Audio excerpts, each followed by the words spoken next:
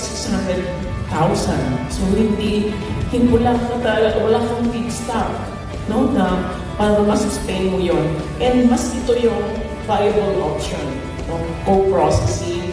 And makikita niyo pa na baka yung even the cost of transportation, no, basta trabahuin niyo lang yung segregation.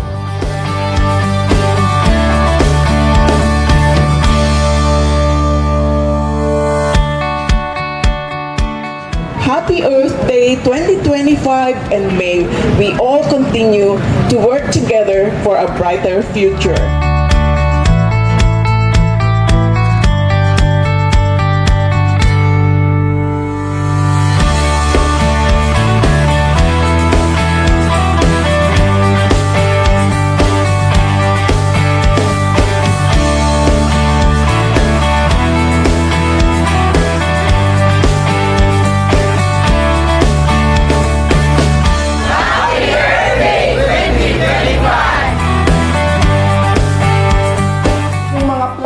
Na napupunta dun sa karagatan, over time, sa katagalan po, masisira sila. Sa Bantay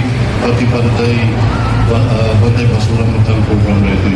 Siguro sa challenge among us pa rin na if we strengthen segregation at source, mas simplify tayo storage na collection, disposal, and dismanagement.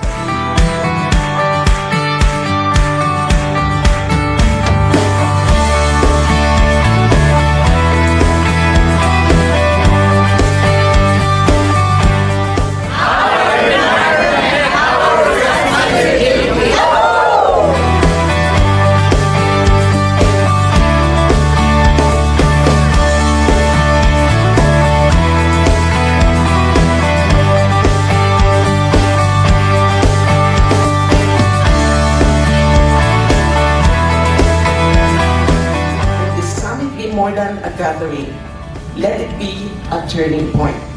Together, let us build a Cordillera that is not only beautiful, but also sustainable, inclusive, and thriving.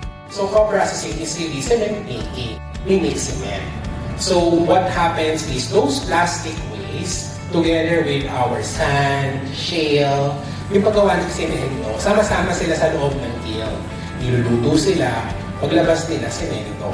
We help with the LGUs by digitizing their entire waste management ecosystem. Kinita namin pera ay gagamitin rin lalo para dumami pa ulit yung credits namin. Para sa